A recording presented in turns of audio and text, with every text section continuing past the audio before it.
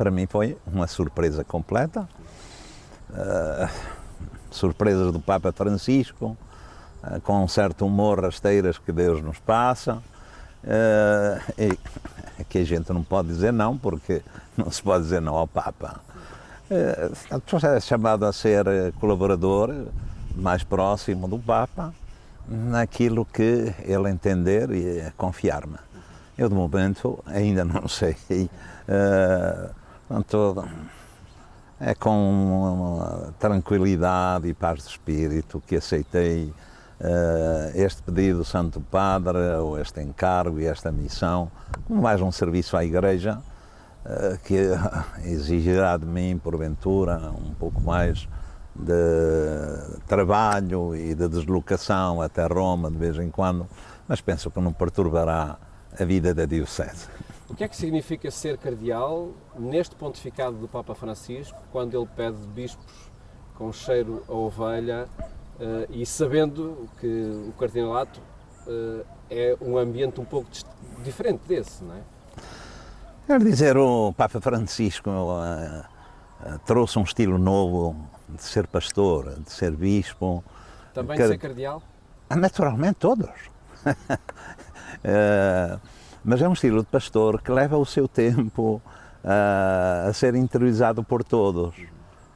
É um estilo de pastor próximo, cheio de simplicidade, quer na maneira como se apresenta, quer na maneira como fala às pessoas, como se torna próximo, tudo isso, que é ao mesmo tempo o sinal de uma igreja, de uma imagem da igreja. Uma igreja evangélica, ao estilo de Jesus, que se aproximava das pessoas, que saía pelas ruas, a igreja em saída, do Papa Francisco, que vai ao encontro de todos, sem exceção, sem discriminações, que não aborda as pessoas logo com condenação, mas que se põe à escuta e que procura entrar no coração, e no coração das pessoas abrir caminhos novos de vida, com misericórdia, com paciência e com compreensão. Portanto, é uma imagem de igreja, de facto, próxima, misericordiosa, em saída, neste sentido missionário. A palavra missionária às vezes pode dar o sentido de proselitismo, mas não é. É igreja em saída, que se quer fazer próxima e por isso encontrar caminhos novos para ir ao encontro das pessoas, nas várias periferias, que são sobretudo as periferias humanas e existenciais, enfim, daqueles que sofrem, dos mais pobres, dos descartados, destes problemas agora mais urgentes a cair no nosso mundo, como são, por exemplo, os migrantes, os prófugos, o seu acolhimento, depois construir pontes de encontro, porque estamos a viver um momento de muita competição e competitividade, de crispação, a nível mundial mesmo, entre as relações entre os povos. E o Papa tem sido um construtor de pontes de encontro e de entendimento entre os povos. Eu acho que é uma imagem da igreja muito bela, muito mais próxima do Evangelho, muito evangélica. E daquilo que vai observando, tanto entre nós como nos ambientes mais romanos, essa proposta da igreja está de facto, o Papa está a conseguir contagiar a igreja, está-se a deixar contagiar a igreja por essa proposta? Assim, num conhecimento que é bastante limitado, porque não conheço o mundo nem a Igreja na sua universalidade. A impressão que tenho é que o nosso povo católico se está a deixar contagiar por esta maneira de ser, por esta imagem de igreja que o Papa procura veicular. Agora, é natural que haja resistências sempre, não? Quer bolsas de resistência no meio do povo, quer mesmo até entre os colaboradores próximos do Papa, mesmo entre os próprios cardeais. Existiu sempre isso, hein? Essas bolsas de resistência, mesmo em relação aos concílios, quando foi do Concílio Vaticano I, por exemplo, e depois de seguir ao Concílio Vaticano II, ainda hoje encontramos pessoas que não aceitam o concílio na sua totalidade. E, simplesmente hoje têm um alcance mediático que antigamente não tinham. É isso que muitas vezes nós somos levados ou induzidos a dar mais importância a estes pequenos focos de resistência do que à totalidade, ou à grande maioria do povo de Deus, que acolhe com alegria e com entusiasmo esta reforma, chamemos-lhe assim, que o Papa está a instaurar na Igreja. Entre tendências, há também aspectos muito concretos que o Papa vai tentando implementar em toda a Igreja e propor, como é o caso do acolhimento e integração dos casais em nova união. Foi dado há poucos dias, também as disposições que o Sr. António Marto lançou aqui para a Diocese.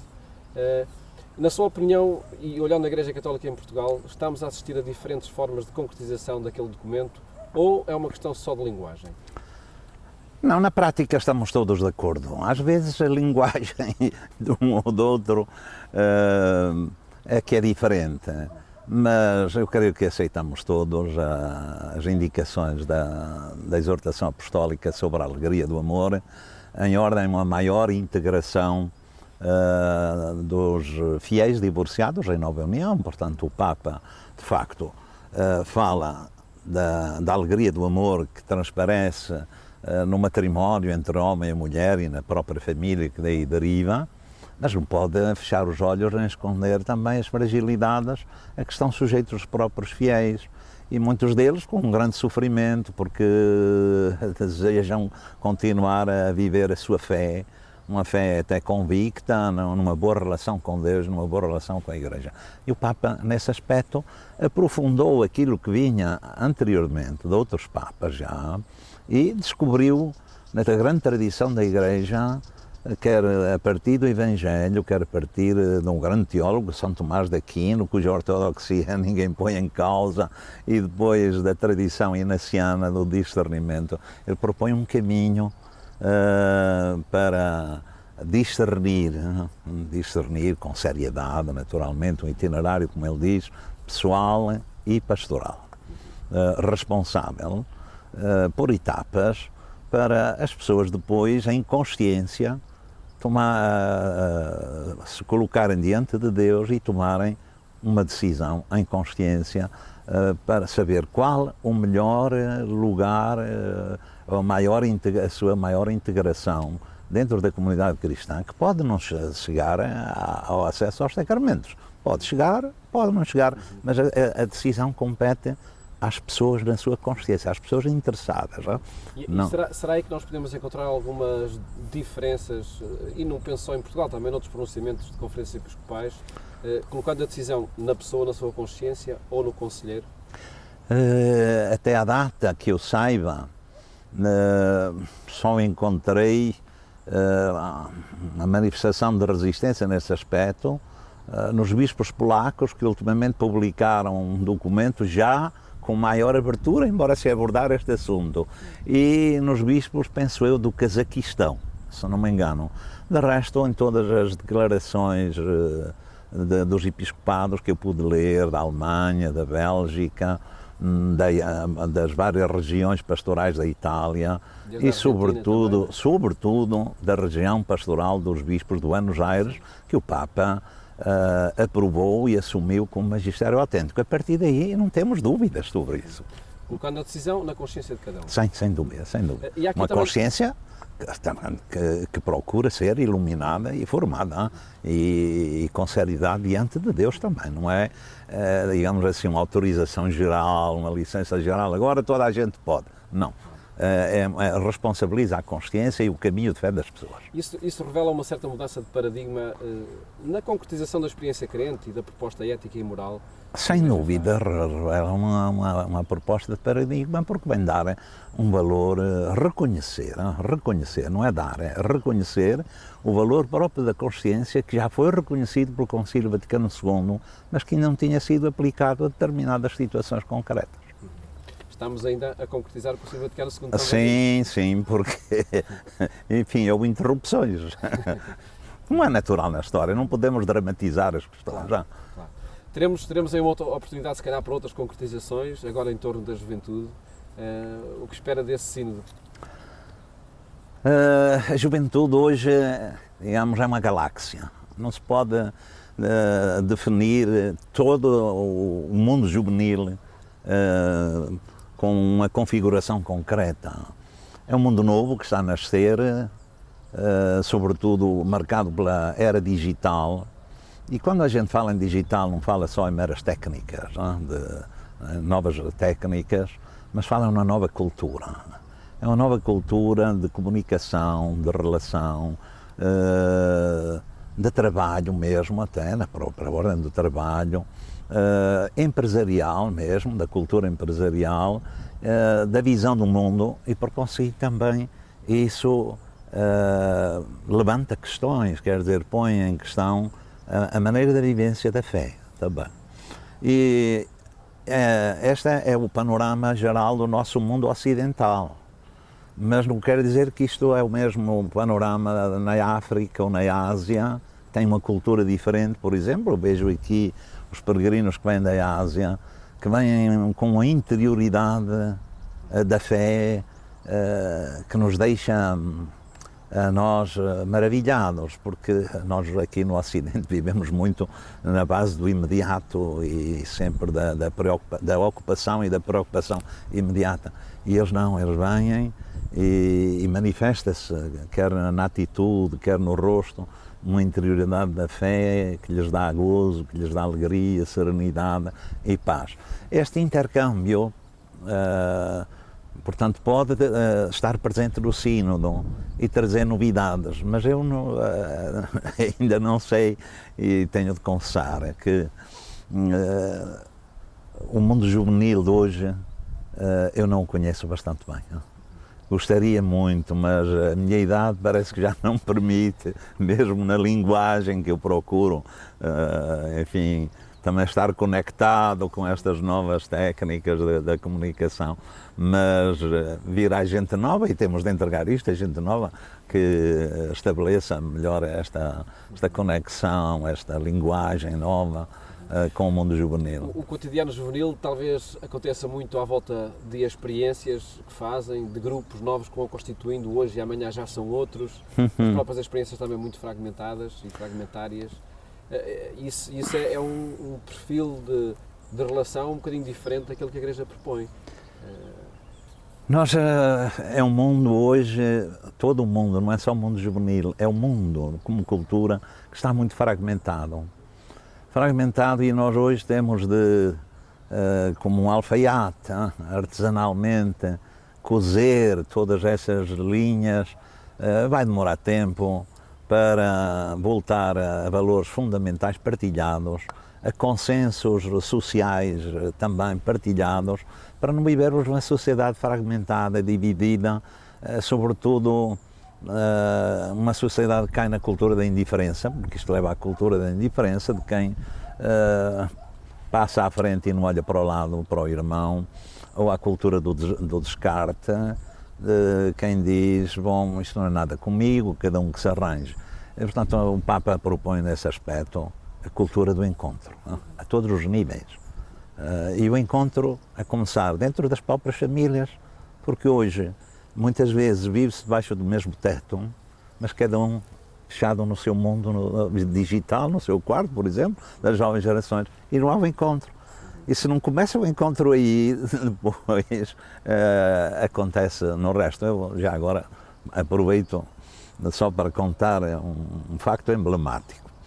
Nas visitas pastorais, um dia, as catequistas disseram: Sr. Bispo, hoje almoça aqui com os adolescentes. Está bem, aceitei. E lá estava, verifiquei que não havia conversa entre eles. A certa altura, levantei-me para animar, enfim, o ambiente, e comecei logo por um que estava lá a mandar um SMS, e disse: então estás a mandar um SMS para quem? Para os teus pais? E ele diz: não, para aquele que está ali, era o que estava à frente.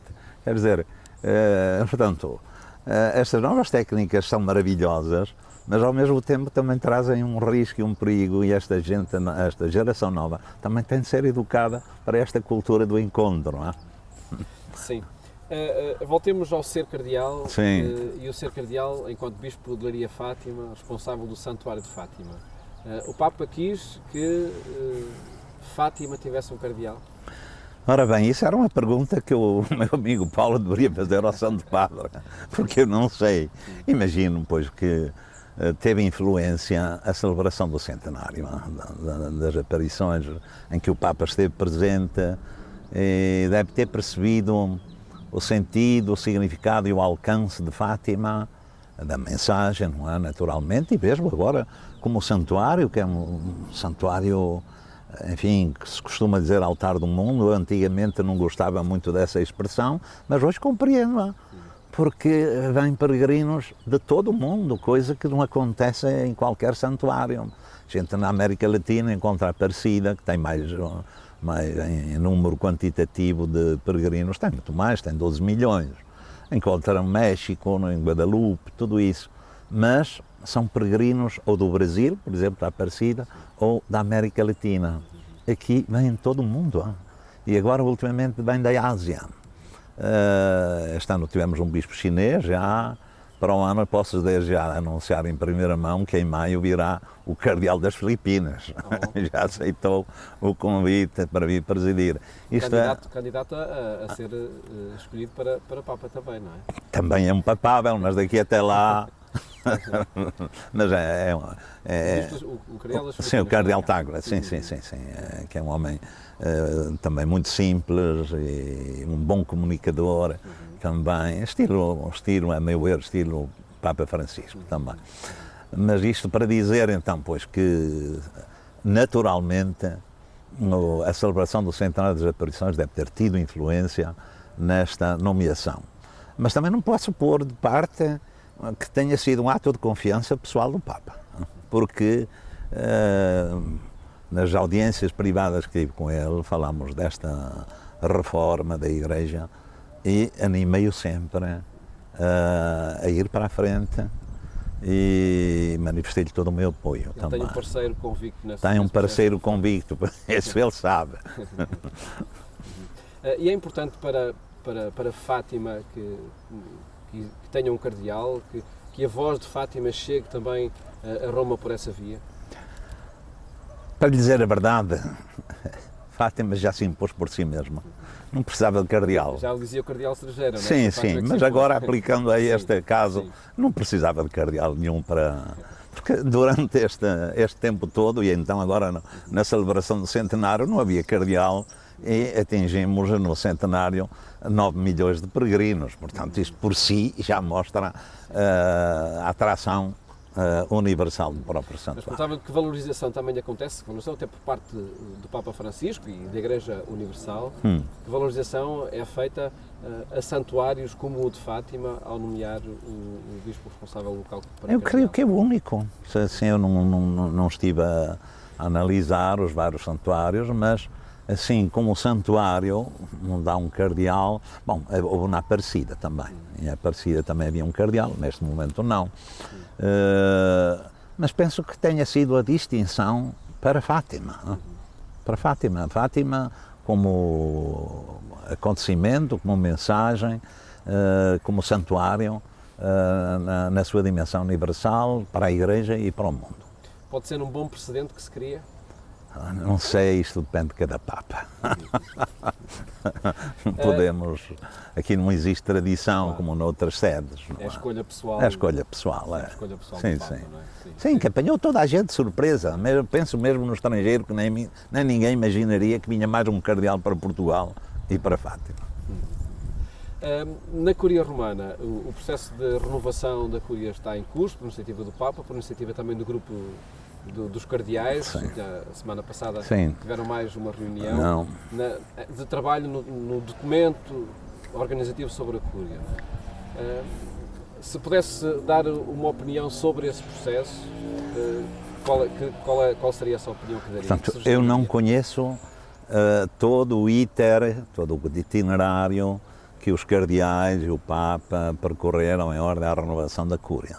Não conheço esta última versão, que é já em ordem a ser a versão definitiva da reforma da Cúria. Agora, houve uma economia e a meu ver, uma economia de forças, de recursos, melhor dito, de recursos humanos, porque estava, de facto, muito dividida e procurou-se unificar o mais possível, unificar no sentido de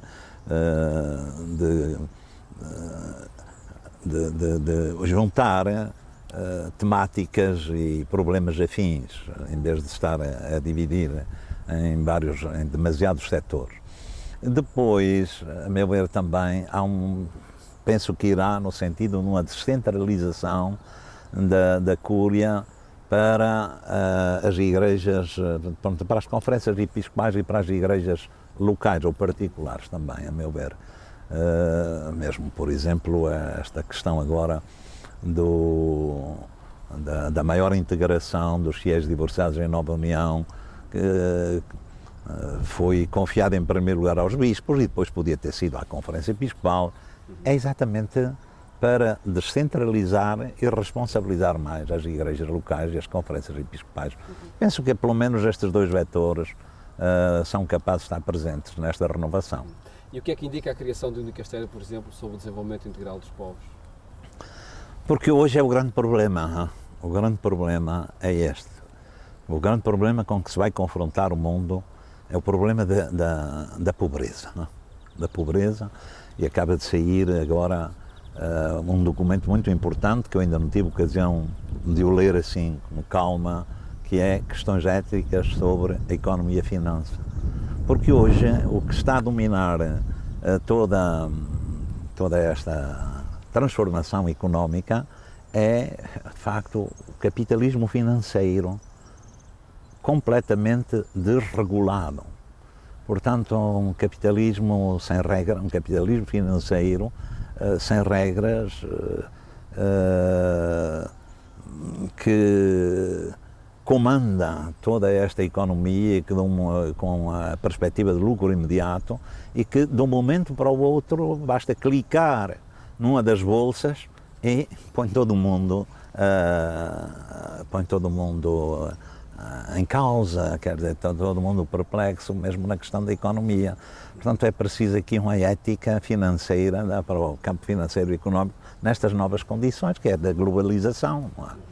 Com novas preocupações também por parte dos responsáveis das lideranças católicas. Naturalmente, a Igreja nada do que é humano nos é alheio, e portanto a Igreja, e isto exige estudos a nível da Igreja Universal, não pode ser um bispo local que não abrange todos estes dados. Portanto, esta é a dimensão social do Evangelho e a dimensão da paz, a que o Papa Paulo VI chamou o desenvolvimento. O nome da paz é o desenvolvimento. Então, não podemos esquecer que um dos inspiradores do pontificado de Papa Francisco é o Papa Paulo VI. Até nisto. O Papa Paulo VI disse o nome da paz é o desenvolvimento, e ele cria este novo organismo para o desenvolvimento dos povos. Foi também o seu Papa inspirador, o Papa Paulo VI? Quer dizer, eu comecei por admirar mais o nosso bom querido Papa João XXIII, porque foi ele o que deu toda a abertura à Igreja, e nisto eu queria sublinhar, antes de continuar, que têm sido os idosos, os anciãos da Igreja, a fazer as grandes reformas, de quem tem uma experiência de vida acumulada, de quem deu um testemunho de fé e de amor à Igreja de que já ninguém pode duvidar, e que sabe discernir bem o essencial e o secundário. Eu nunca posso esquecer essa frase do Papa João XXIII, que o Papa Francisco retomou. A Igreja, em vez de usar, a Igreja prefere usar a medicina da misericórdia às armas da condenação. E é isso, o pontificado do Papa Francisco é marcado exatamente por isto, porque hoje vivemos um mundo ferido, quer a nível pessoal, das pessoas, das famílias, muitas feridas, quer ao nível social, de divisões, de indiferenças, de injustiças, de atentados aos direitos humanos. E é preciso, de facto, quem olhe para as feridas. Não é? Os leonianos este ano pastoral, os leonianos a nível universal tomaram como lema um coração ferido, o coração humano ferido, traduzindo esta preocupação do Papa Francisco, e é verdade. A nomeação do Dom António Marto é também uma forma de levar esse tema que marca Fátima para o Colégio Cardinalício. Se me derem a oportunidade, eu não tenho experiência nenhuma no Colégio Cardinalício, portanto custa-me falar sem fundamento de causa. Não é? E, portanto, penso que talvez, porque o Papa diz que o Colégio Cardinalício procura exprimir a universalidade da Igreja e das características de cada Igreja particular. Todos nós sabemos que o Papa tem um grande cariz mariano e possivelmente quer que também esse cariz mariano esteja presente com esta mensagem de Fátima, que é uma mensagem sempre atual, porque ela acompanha a história. Não é? Acompanha a história de cada século, mas não só de cada século, até de cada década. Vai acompanhando sempre a história, iluminando. Aliás, ele quando regressou de Fátima ao Vaticano, logo na primeira intervenção do Ângelus, disse, procuremos viver da luz que vem de Fátima. Portanto, pode ser isso também. Se tiver de se pronunciar sobre um setor na Curia Romana onde possa colaborar, onde possa contribuir, qual é que acha que pode ser? Então, eu não sei, é para mim. Imagino que a liturgia se calhar não. Pode ser a doutrina da fé, por exemplo, pode ser as questões da família, pode ser da nova evangelização também, onde me sinto interessado e com certa vontade, pode ser da cultura,